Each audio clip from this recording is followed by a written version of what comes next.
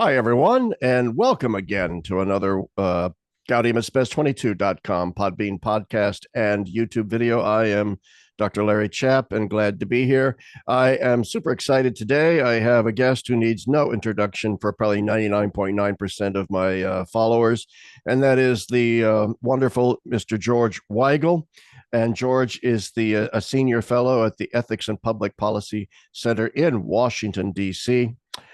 George first came to my attention, actually, though, years and years and years ago now, when he wrote his famous biography of Pope John Paul II, Witness to Hope, which is just a fantastic. It's 2 volumes, right? Witness to Hope and its sequel, The End and the Beginning. The End and the Beginning, which I have to admit, I never read the sequel, but I did read Witness to Hope, and you actually came to my former university, DeSales, and gave a talk shortly after the publication, which is where I first met you many, many years ago. And so anyway, before further ado, welcome to the podcast, George. Thank you, Larry. I now know what you're getting for a Christmas present this year. Good. I would like that very much. All right. So both George and I, we're going to talk about John Paul later. And I want to plug right up front his latest book, To Sanctify the World. Here it is, The Vital Legacy of Vatican II. If you're interested in Vatican II, this is an eminently readable and yet thorough book on the Second Vatican Council. And as everybody who watches my podcast knows, I'm a big supporter of the council. And so we will be talking about Vatican II as well. But I'm going to start with the Synod on Synodality, because both George and I, within a week or so, are going to be in Rome for the entire month of October, doing our best to cover the Synod on Synodality. And so I know we both, in various ways, have cast a jaundiced eye towards the Synod. So let's begin there, George. What do you think, based on your reading of the Instrumentum Laboris, what took place last year in the initial phase of the Synod, and various other things that have gone on since then? What do you think we can expect to see in the upcoming Synod? Is it going to be a lot of hoopla over nothing, or is it going to do something substantive?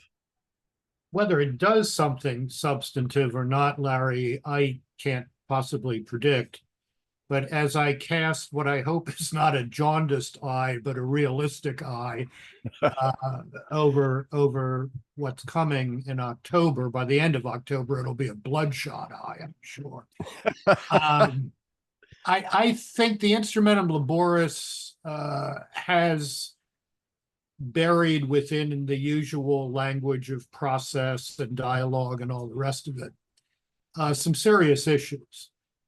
I think there will be a push during this Synod for its final report to suggest that national conferences of bishops have doctrinal teaching authority, which is a very bad idea. It's a prescription for putting the Catholic Church into the Anglican Communion. I think there will be a push to have all sorts of councils and committees at every level of church life as an embodiment of this notion of synodality. This will make absolutely no difference here in the United States because we already have these things. It will make no sense in sub-Saharan Africa, where, for example, my friend Father Bill Ryan runs a wonderful mission in Togo with 1 parish and 15 missions. Now, is he supposed to have parish councils and finance councils in 15 agricultural villages surrounding his parish? I mean, this is complete bureaucratic craziness. I don't think there is going to be, based on the Instrumentum Laboris, the working document, which Father Richard Newhouse, the one synod he attended, Richard was not a great Latinist, but he brilliantly just translated Instrumentum Laboris as the laborious instrument. The Instrumentum Laboris for Synod 2024 does not use the LGBTQ language. I think that's quite deliberate. There was a lot of pushback against that last year, as you remember. Others will certainly press that agenda. Father Jim Martin is already out of the paddock and on the track, running with the article recently on, what he learned from the Synod last year and about these issues, which was essentially nothing, and except how awful other people were. And I'm sure he and others will be pressing that. I don't think the question of women as deacons is going to get a lot of attention. It might, but it's been reserved by the Pope to a study committee, even though the Pope has said this is not on. So, I mean, great confusion under heaven on that front. So we'll see. We'll see. I mean, there is a subtext to this synod as there was to the last one. And that is pre-conclave discussions. We have a Pope who will be 88 years old, 6 weeks after the synod ends, and people are looking to the future. And I'm sure, at least behind the scenes, there will be discussions about what is best for the church going forward. Yeah, I'm going to dial back to your comment about possibly national Episcopal conferences being given doctrinal authority. How would that work exactly? I mean, those of us of a certain age, you're slightly older than I am, remember the post-conciliar era where there was a slight version of that when these various Episcopal conferences started issuing their own catechisms. You remember the Dutch catechism, right, George? Oh, yeah. I have a copy of it somewhere. Yeah, I do too. Somewhere on these shelves is a beat up old copy of the Dutch Catechism. And for those who don't know, I mean, the Dutch Catechism was famously liberal catechism that essentially undermined many basic tenets of the faith. It sort of eventually fizzles. But how would let's say the Germans, you say they would have doctrinal authority. Doctrinal authority to do what exactly? Yeah, well, this is a very serious question. I mean, the idea in itself makes no theological sense. No. National bishops' conferences, the composition of them is determined by national boundaries. National boundaries are completely contingent accidents of history. If we had not stolen 1/3 of Mexico in 1848, bishops of Texas, Arizona, New Mexico, and Southern California would be part of a Mexican bishops' conference. The borders of Poland were moved 200 kilometers west at the end of the Second World War. As we are all aware, there are violent conflicts going on all over the world today about borders. So to say that those borders constitute an ecclesial reality with a specific gravity, if you will, just makes no theological sense whatsoever. What this is all about is a way of getting around the fact, or attempting to get around the fact, that there are local churches. Germany comes immediately to mind, as you mentioned. I would say Belgium is another, Switzerland would be a third, where settled matters of Catholic faith have not been received or are in fact denied, and they want some sort of authorization to proceed on their own distinctive path. So, for example, on the question of worthiness to receive Holy Communion, for those in canonically irregular marriages, the Germans say one thing, the Poles say another thing, and the Germans want their bishop conference to be able to say, that's okay here. Now, this again makes no theological sense, because what is a mortal sin on one side of the Polish-German border cannot be a source of grace 10 miles away. It's on the other side of the border. Yeah. This is nonsensical. But I think, Larry, pardon me for rambling on here, but oh no, go ahead. I love the ramble. This came up in 2015. You will remember at the beginning of that synod, Um, a group of 13 cardinals wrote a letter to Pope Francis protesting what they believed was a manipulative process that did not allow the bishops, who were then the only synod members, strictly speaking, to make their judgments known publicly. That letter caused an enormous amount of controversy. The Pope agreed to everything these cardinals said, I think very unhappily. But I can tell you that one of the last things that did not make it into the final draft of that letter was a caution that the Synod, in its discussion of Holy Communion for the divorced and irregularly remarried, was risking going down the road taken by the Anglican Communion, where what's good in Nigeria may not be good, or to put it better, what's good in England may not be good in Nigeria. And you have these different churches calling themselves Anglican, but frankly living a different faith. It was decided at the very end, before the letter was sent to the Pope, to drop that out because the focus was going to be on procedures at the Synod. But the cardinals involved in that, and numerous other bishops with whom I was working at the time, were concerned that that was the road down which what we have now come to call synodality was headed. This was the Anglicanization of the Catholic Church.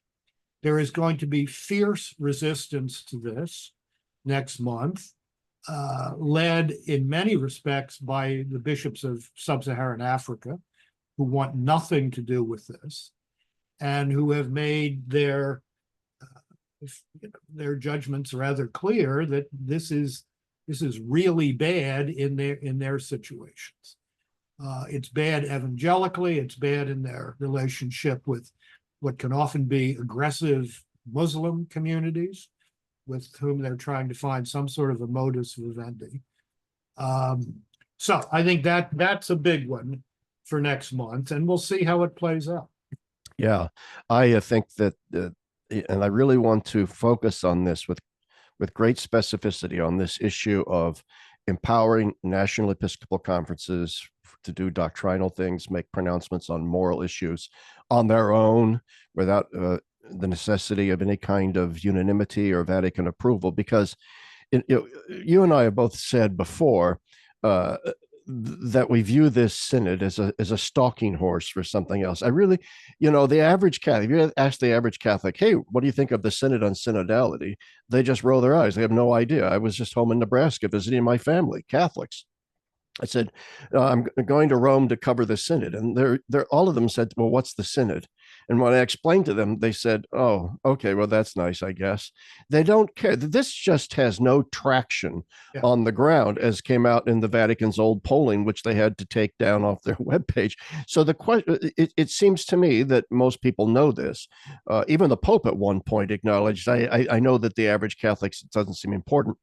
Now, therefore, I do think it's a stalking horse for something else, and that something else is they want to be able to change fundamental moral and doctrinal teachings, but I think specifically moral and some sacramental teachings, discipline. So that then, I said in a Catholic World Report article, and here I am rambling a bit now, just maybe a few weeks ago, where I said, I don't even think the progressives who are involved in the synod believe that much in synodality. I think it's just a buzzword, which is why they can't define it. I said, if the Pope came out tomorrow and said, hey, we're going to ordain women, not just as deacons, but as priests, we're going to green light contraception, we're going to green light divorce and remarriage, we're going to have married priests, we're going to have gay marriage, we're going to have the whole litany of things that the Catholic left wants to see, they would immediately drop the push for synodality. Especially if there was blowback from all of that by local Episcopal conferences. From the Africans, for example, to quote Walter Casper, they should not tell us so much what to do, and so on. So I think that this issue is really what's driving the synod, are these sets of issues. It's certainly driving what some members of the Synod are bringing to the Synod. Whether the Pope himself had this in mind, I don't know. But let's go back just for a moment to this question of national conferences with real magisterial teaching authority. Because I think it sheds some light on the Synod process as well.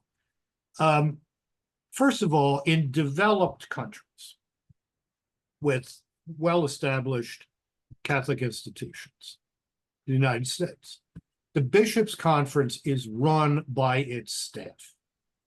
It's run by bureaucrats. This has been somewhat improved in recent years.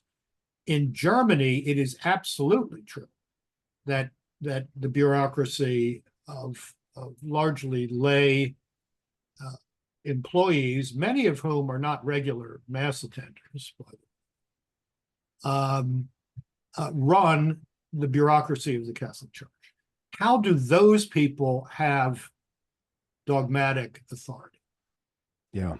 Take the other end of the spectrum, little countries like those the Pope has just visited. I mean, how many bishops are in East Timor? I happen to know the cardinal. He's a fine man. I think there might be 2 or 3 others.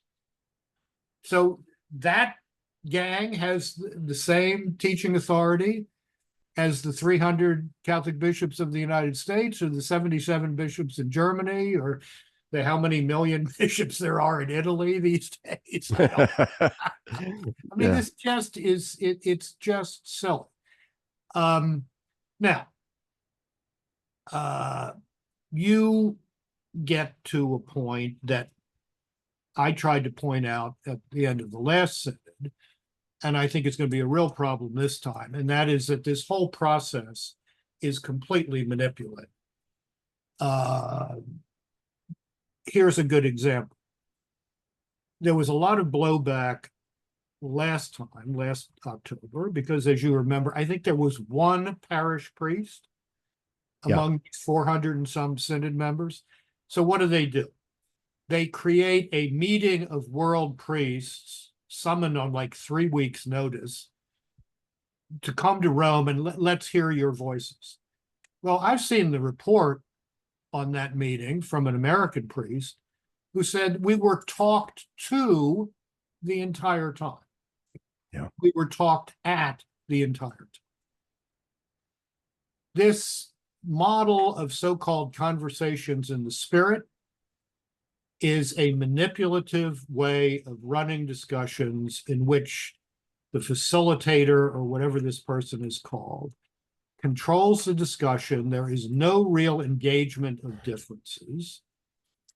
And I know that at the last meeting of the Synod Council, the group of bishops elected by their brother bishops to consult with the Synod General Secretariat, there was overwhelming support for a different discussion method than this conversations in the Spirit business.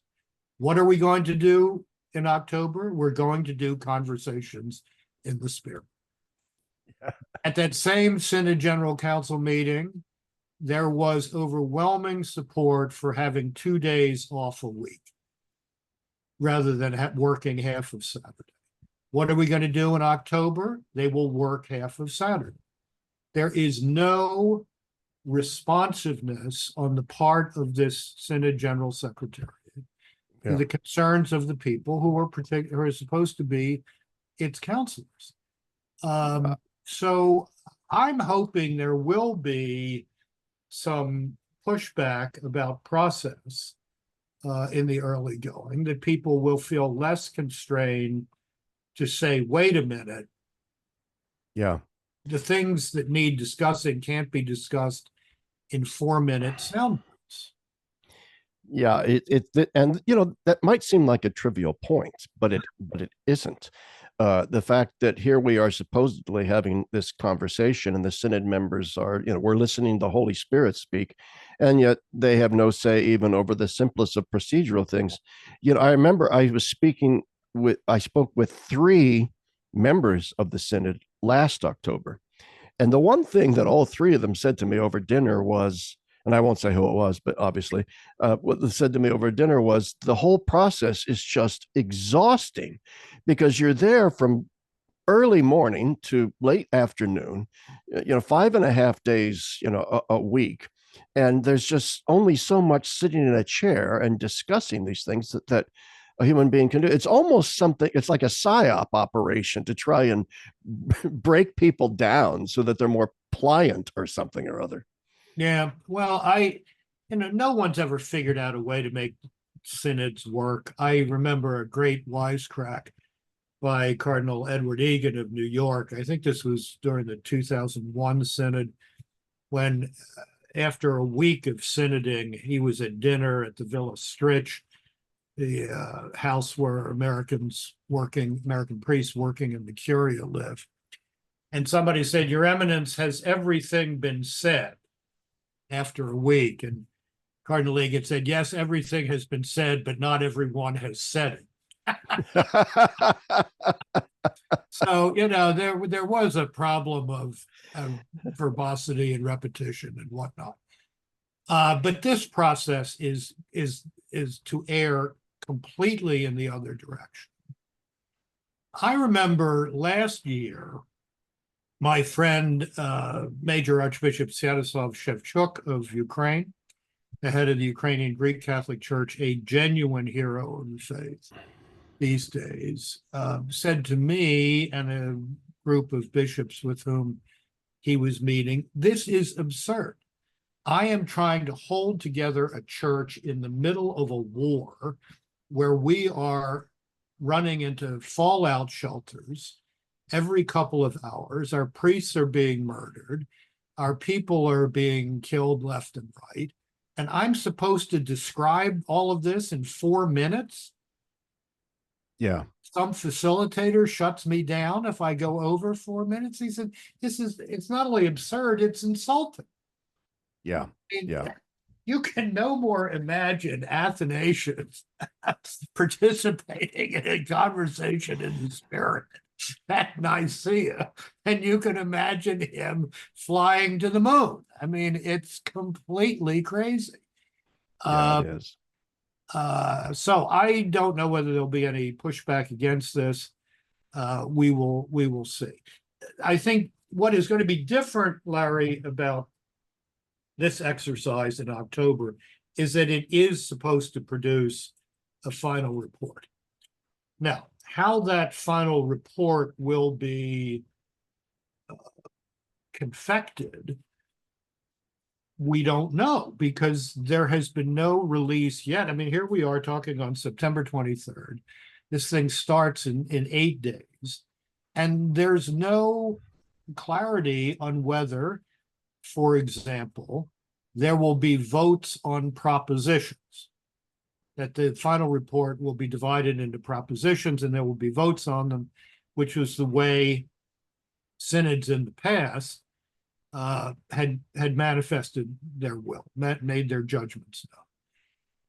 If there are going to be votes, who's doing the voting? Yeah. Everybody? The bishops? Yeah.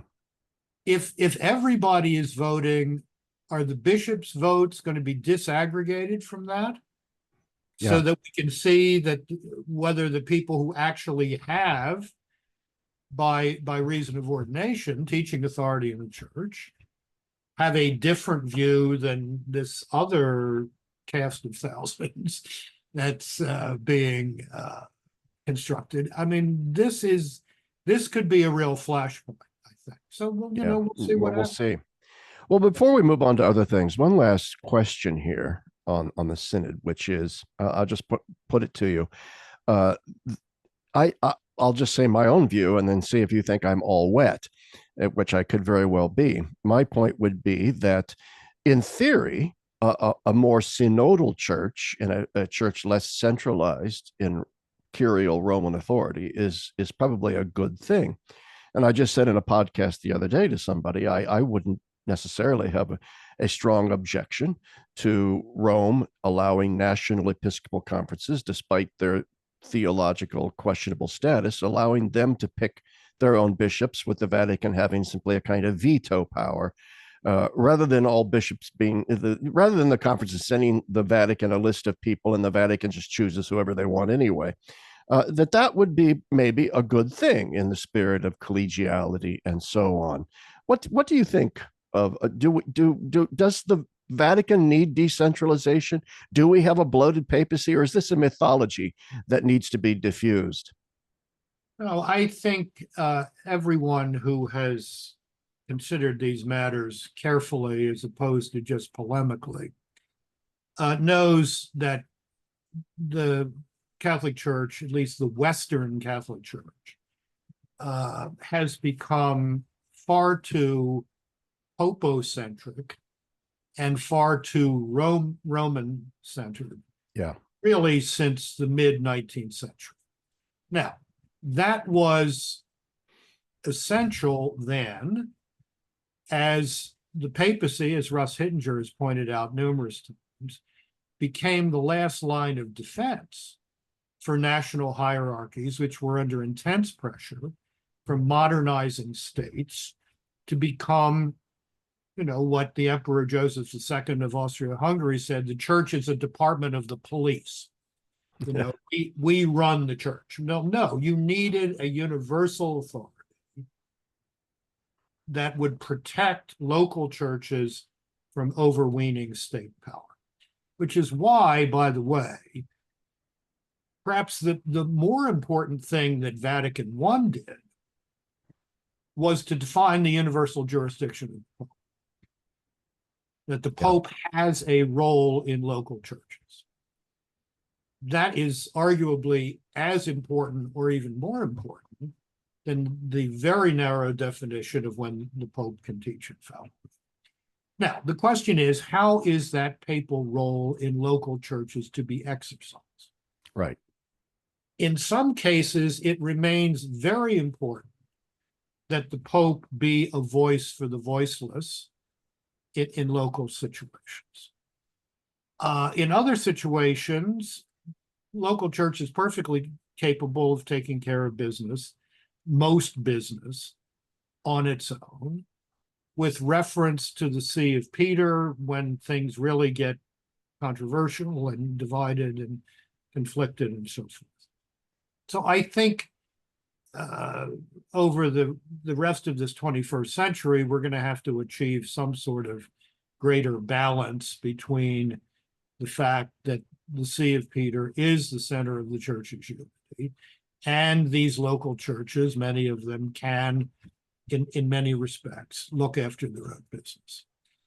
I think there are real problems that need addressing in the church that are not being addressed by this synod because they're being warped by it. There are, for example, there are certainly venues in the Catholic Church where women are second-class citizens, where they are not being allowed to exercise their baptismal gifts and meet their baptismal responsibilities.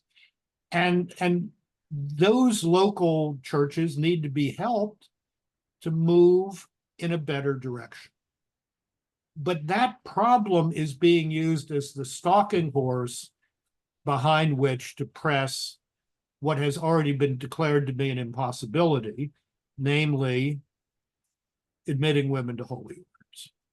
There is a problem of clericalism in the church. There are certain cultural circumstances in which clergy are little authoritarians, and that needs to be addressed.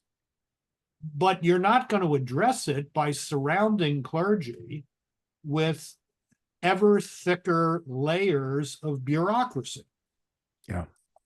So, I mean, this is part of what I find so frustrating about this, is that John Paul II and Benedict XVI gave us, in their authoritative interpretation of Vatican II, the theological and philosophical materials to address these questions. But instead of addressing them, we're wasting time on other things that are in fact already settled. Bingo. I think that is so true. Not to keep plugging my own articles, but that same Catholic World Report article that came out a couple of weeks ago now, or a week ago, where I think Carl Olson gave it the title Rome Synodals While the World Burns.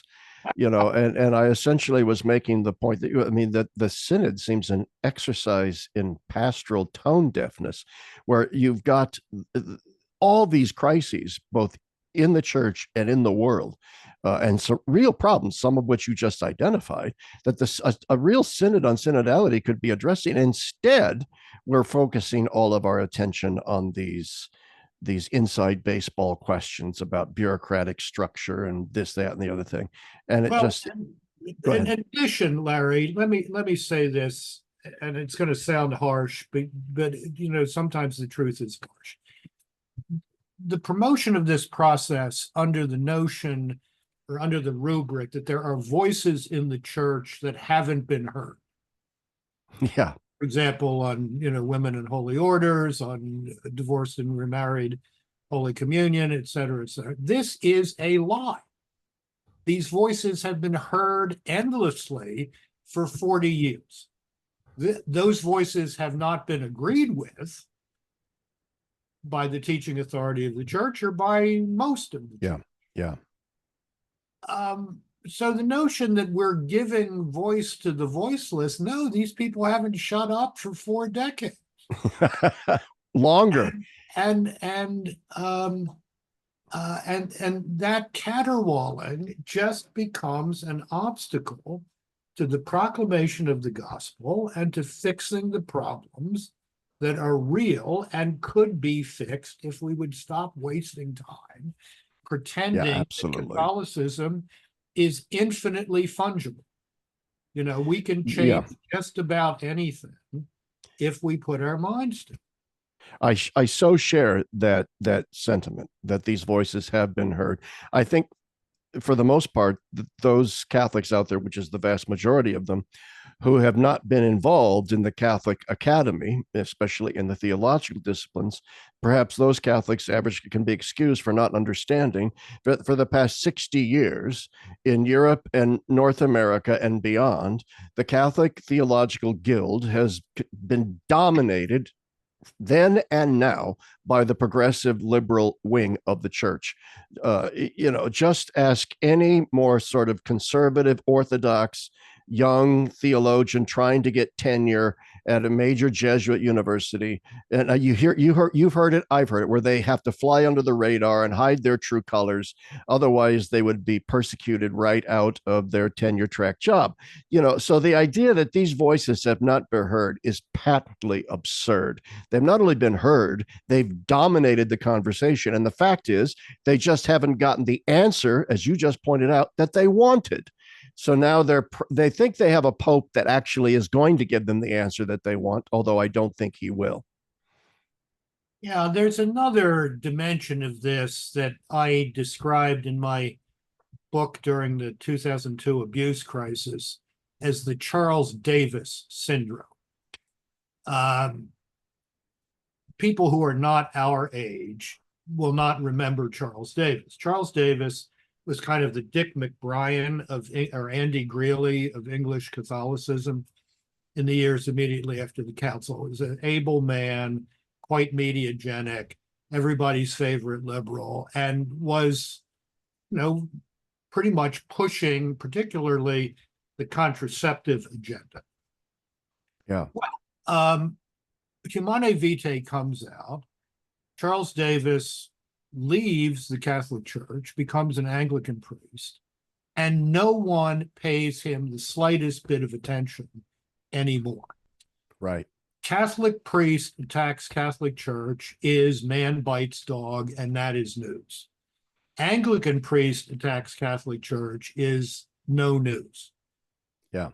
2 generations of Catholic dissidents have learned from this.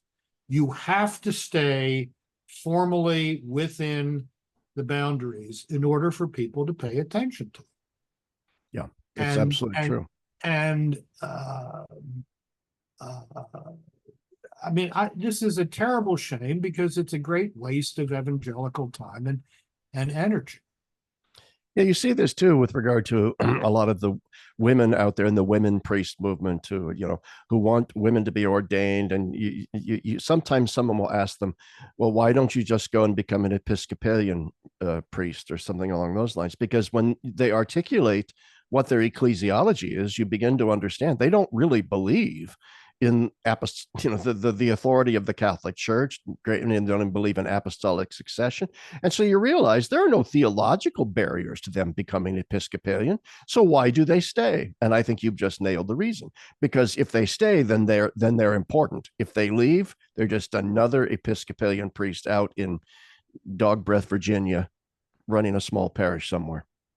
There's another dimension of this that's quite disheartening. The notion that flying a desk in a diocesan bureaucracy, or in the Roman Curie for that, and being able to tell other people what to do is more important than raising children, than being a nursing sister in a part of the world that doesn't know what a thermometer is or a stethoscope, educating future generations. This is really, frankly, kind of sick. It's a sick notion of empowerment. And I thoroughly mean what I said about there are parts of the world church where the evangelical capabilities of women are not recognized. But when I hear people talking about the empowerment of women in the church, and then when you say, well, what does that mean? Well, it means, flying a desk in a church bureaucracy. I mean, this is just a really weird notion of, frankly, the apostolate. Yeah, it witness. is. Yeah. And it needs to be called out for that. Most certainly does. Well, let's move on, unless you have some further thoughts on the synod you want to share. As long as I have you here, I don't want to miss the opportunity to sort of pick your brain about John Paul II. And the reason is, once again, the papacy of John Paul now recedes ever further into the past. And so there are a lot of young Catholics out there, especially ones drawn to, say, traditionalism, who, if they even remember John Paul, they simply remember the feeble Parkinson's John Paul of like the last 6 years of his papacy or whatever. They don't understand, it seems to me, the greatness of the man. Why I was a seminarian first year, 78, when he became Pope. They don't understand what an inspiration he was to millions and millions and millions of Catholics around the world, why he was so important. And so a new narrative has arisen among young traditionalist Catholics that John Paul II was a modernist. You see this in their social media, but he was a modernist. He kissed the Quran. He had that Assisi thing.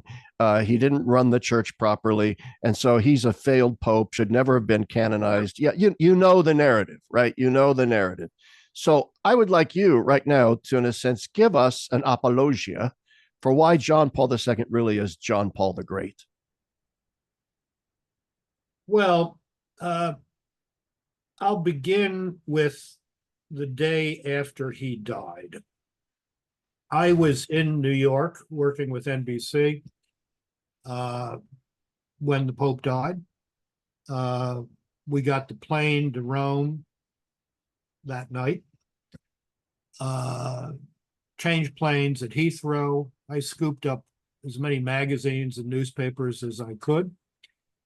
Got to Rome, and the next day, I ran into Billy Graham's daughter, or daughter-in-law, I guess she was, coming down from our platform overlooking the Vatican.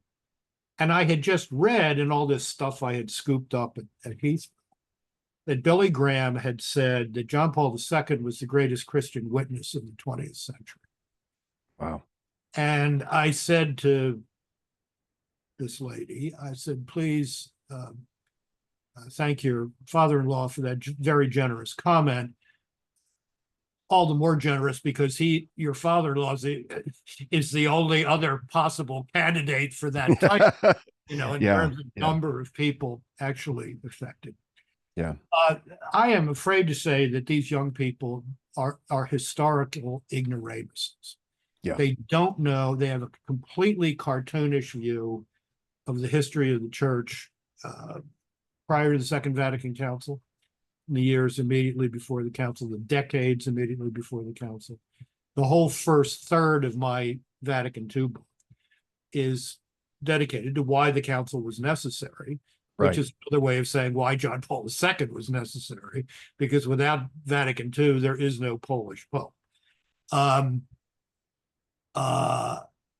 His ability to touch lives in every conceivable cultural circumstance around the world was really unprecedented. And he touched them not with feel-good stuff, but with Jesus the Lord. Yeah. With the basic charisma of Christian faith. I mean, the Good Friday, his last Good Friday, you remember that poignant scene when he couldn't do the Via Crucis, the Way of the Cross at the Colosseum, but he watched it on a TV set. And he was holding the cross. He was holding the cross, and he was back shot. You didn't see the front. Right. Well, I did 5 hours of the Today program on Holy Saturday, and 5 different times as you roll across the time zones. Katie Couric asked me, why was he back shot? Is it because he looks so terrible? And 5 different times I said, no, this is the summation of his entire life, which has never been to say, look at me. It has been to say, look at Jesus Christ. And if you can see the Lord Jesus through me, then my life has met its vocational obligations. So if people who don't understand that do not understand that 95% of the priests ordained in the last 40 years, 30 certainly, are priests because of John Paul II, that the American episcopate is in pretty good shape today because these are John Paul II bishops, et cetera, et cetera, et cetera. And it's a shame because the historical ignorance and this kind of false nostalgia is blinding people to the great Christian witness of our time. I remember when Witness to Hope first came out in '99, saying in some interview, this is the most consequential pope in 500 years. And a very senior churchman, American, said to me, what are you talking about? 500 years. It's the entire millennium. It's the second millennium. Now, I would say 1,500 years. Well, you could have, I mean, one has to conjure with Innocent III and Pius V, and a lot of very important people. But I think the thing that you talk about, people not realizing how we were sort of on our beam ends in 1978. No one expected this.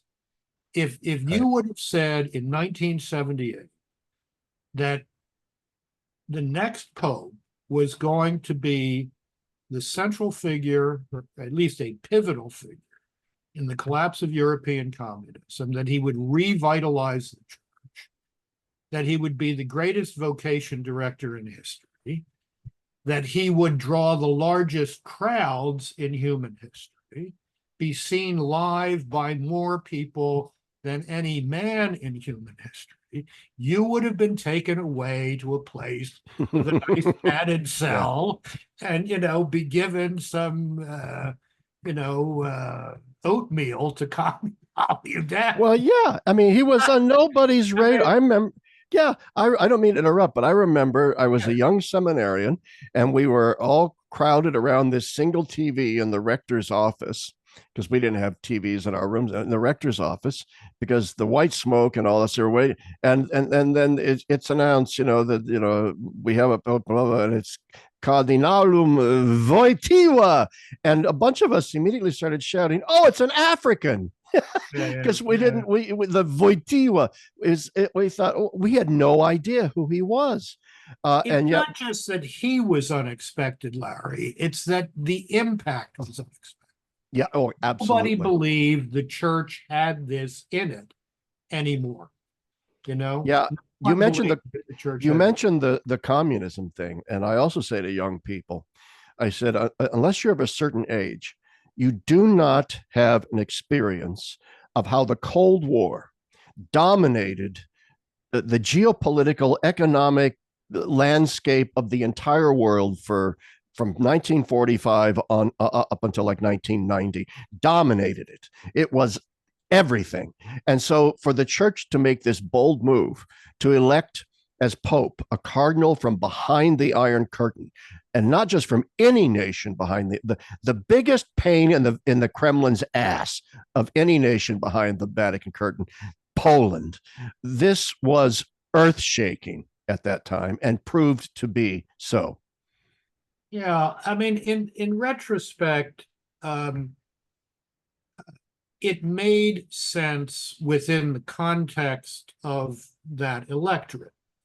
I mean, you may not have heard of him. I barely knew he existed. Everybody knew about Cardinal Wyszynski, but who's this other guy? Yeah. Other cardinal. But at the time of his election, Karol Wojtyła was one of the best known churchmen in the world. He had been at all 4 sessions of the council, where he played a leading role in a number of questions, including, I believe, writing Gaudium et Spes 22. Yes, absolutely. Not to mention Gaudium et Spes 24. Yes. So that, these are the 2 most quoted passages from the documents of Vatican II. Absolutely. In his magisterium. And it always amuses me to think he was just saying, look, people, here I am telling you this again, as I keep saying to you, Jesus Christ reveals both the truth about us and the truth about the Father. Self-gift is the road to human flourishing. And that's him. But he had been at every synod. He had been active in a number of Roman congregations.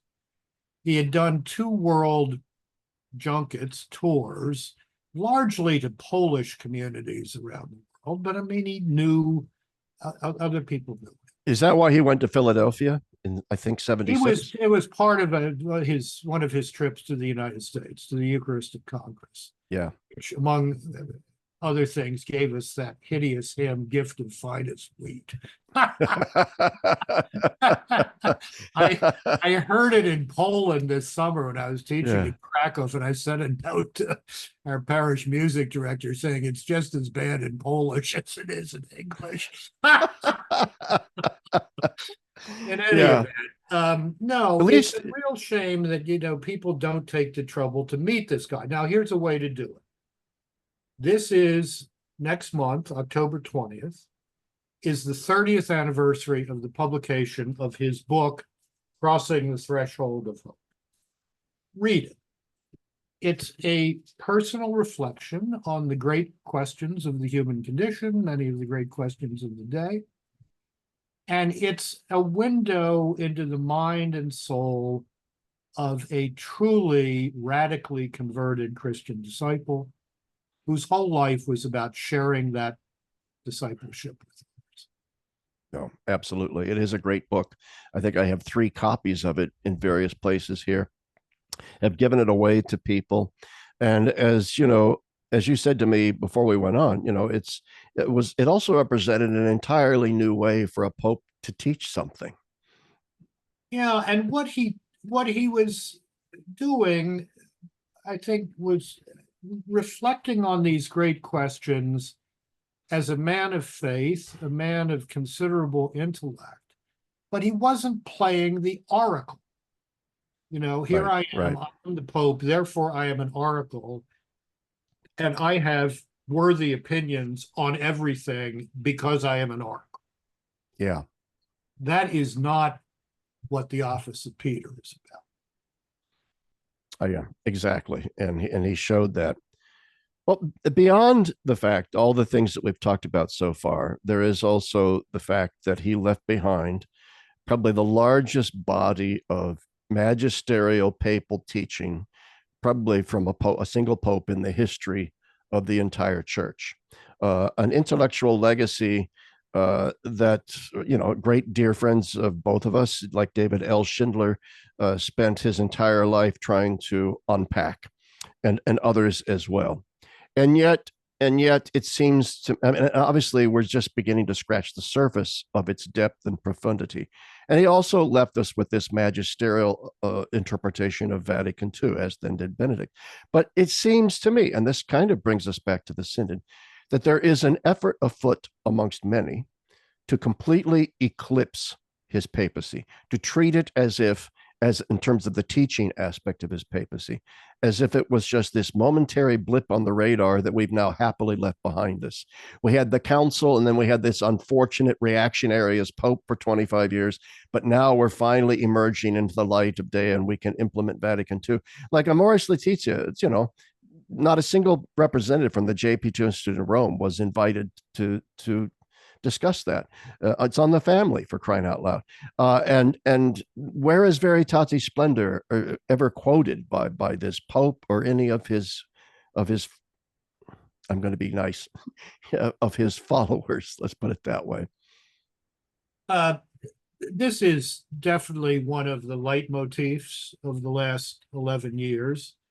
I think it's quite deliberate on the part of some. Whether it's quite deliberate on the part of Pope Francis, I don't know.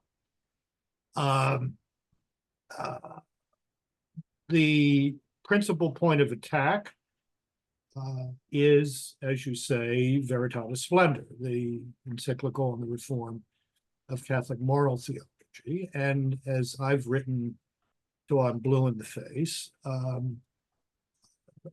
this is the revenge of the Theological Guild for the smackdown it received in Veritatis Splendor, which, among other things, insisted that there are what we call intrinsically evil acts, some things that are just off the board, period. The Guild has denied that for 50 years. Normal people understand it. I mean, when you say to normal people, there are intellectuals who believe that nothing is intrinsically evil. They just look at you and say, "What's the matter with these guys?" It's Orwell all over again. Some things are so idiotic that only intellectuals can believe them. I remember when Veritatis Splendor came out, I did an NPR show with a frankly deranged lady theologian who insisted, first of all, that Einstein's theory of relativity meant that there were no intrinsically evil acts. my head is exploding. Yeah. And then she challenged me to name one. And I said, what combination of intentions and consequences would justify your being raped in the parking lot outside this studio an hour from now? That was the end of that discussion. That's right. It's not hard to think of some. It's not, no. I mean, torturing children. I mean, you can go through the whole genocide, torturing kids, right. rape. I mean, yeah. I would almost say the designated hitter rule, but that's in baseball, but that's minimalized. The DH is an intrinsically evil action. But no, Larry, what I would say is that it's the dying parts of the world church that are trying to deconstruct John Paul II.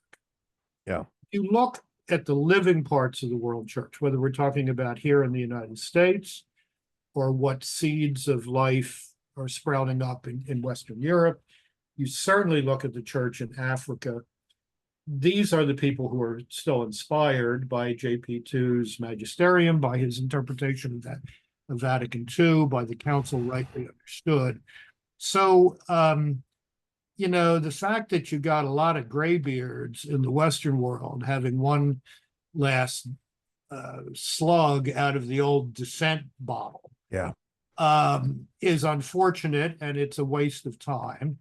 But that's a dying gang. I mean, it really is. Yeah. Yeah, it really is. I mean, as you know as well as I do, the real theological juice in the United States today is with things like the Sacra Doctrina group, with what's the other? The Academy of Catholic Theology. Yeah. A journal like Nova et Vetera. Bishop Barron's just started a new theological journal. I mean, who in their right mind reads theological studies? Nobody, or America Mag. I mean, I would also throw in there the theology department at Notre Dame, which, even if Notre Dame has gone the way of all flesh as a whole, the theology department there is world class and orthodox. I know people there like Jennifer Martin, Cyril O'Regan, John Betts, and people like that. It's Gary Anderson, John Cavadini. No, it's a very gang. Yeah. And that's true at other places around. Well, and I have friends, down at the JP2 Institute of Washington, D.C., David C. Schindler, Mike Hanby, not people that you would necessarily agree with their politics, I fear, but they're my favorite integralists. We can talk about that. Well, I have to tell you, I have a lot of dear friends who say to me, when they find out that you and I have sort of become friends, they say, "How can you become friends with this neocon monster from the first thing?" It's like, well, because he's not a monster, and the neocons, though I don't completely agree with the economics and politics of Richard Newhouse and First Things and so on, nevertheless, there's a lot of juice there. And you and I see eye to eye probably on about 95% of the issues that are out there.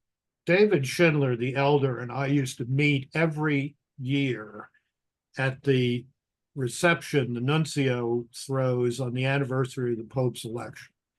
And we would have a few drinks together, making good use of our Peter's Pence contribution at the Vatican embassy. And then we'd say to each other at the end, well, we at least vote the same way. Oh, that's great. That's a good anecdote. That's a good story, because we both. But I want to come back to we've been I don't know much time yet, but maybe we could go on for another 5-10 minutes. But I want to come back to Veritatis Splendor. In other words, one of the things that people write to me with regard to my podcast, because I do like to interview, heavyweight theologians and pundits and so forth, is that they learn things from here, because a lot of the young listeners and stuff, they lack context, and they like the context that this brings. So the context that I want to bring up, you mentioned it, that there was this vast swath of Catholic moral theologians that were denying the reality of intrinsically evil actions. And they were part of a moral theological movement, as you well know, called proportionalism or consequentialism. And in many ways, I studied under Germain Grisey. I know you knew Germain as well. He often said to me, there's just a conclusion in search of an argument. That's what that is. And the conclusion that they wanted is contraception is okay.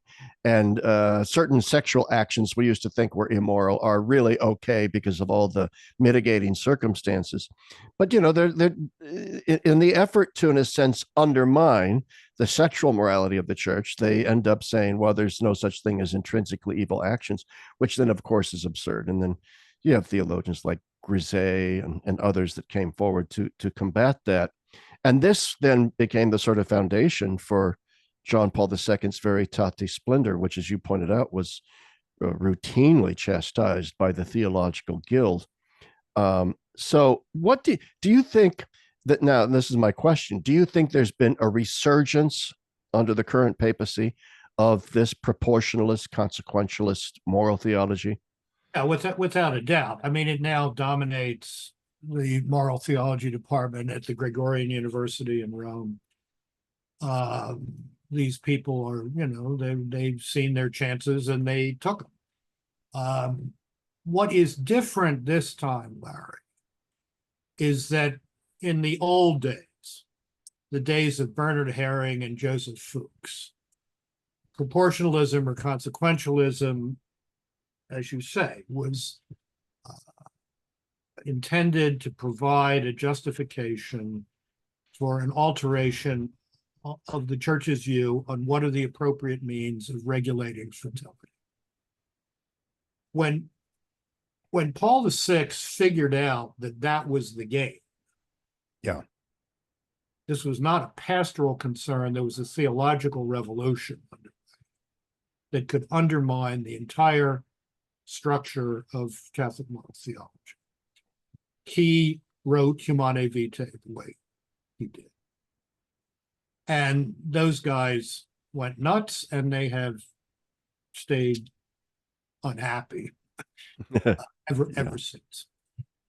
The problem is that today the focus has shifted, and it shifted to the LGBT, et cetera, agenda. That's what's driving the resurrection, if you will, of proportionalist moral theology. And that is, in my view, a far graver matter. Contraception is a question of marital chastity. That's important. The LGBTQ agenda is a violation, is a frontal assault on biblical anthropology. Yes, which exactly. is a frontal assault on divine revelation. And that's why this new proportionalist drive has to be combated. Because if you peel that onion back far enough, you get to the denial of Genesis 3, or Genesis 1 to 3. And then where are we? We are in never, never. So the stakes are much higher this time. I think what John Paul II did, beginning in his time as Archbishop of Krakow, but continuing through Veritatis Splendor, which I have always said is a phenomenological sandwich with a Thomistic meat inside. The first and third parts of Veritatis Splendor are very pastorally oriented. And the second part is, here's how we know that there are such things as intrinsically complex and why that's important, and so forth and so on. John Paul II knew that the old way of arguing, of presenting the church's sexual ethic simply could not be heard in modern cultural circumstances. So that's why we get the theology of the body, which we haven't mentioned so far, but it's very important. And that's why we get the revival in Veritatis Splendor in a modern form, in a contemporary form, I think deeply influenced by Father Servais Pinckaers, the revival of Aristotelian Thomistic virtue ethics as the framework or the basic narrative within which Catholic moral theology operates, which means, as Pinckaers argues in Sources of Christian Ethics, the Magna Carta of Catholic moral theology is the Beatitudes. We start with the Beatitudes, and the rules are guardrails that help us move towards living that blessed, which is to say happy, life. That's a different way of presenting things than the way that Paul VI adopted in Humanae Vitae.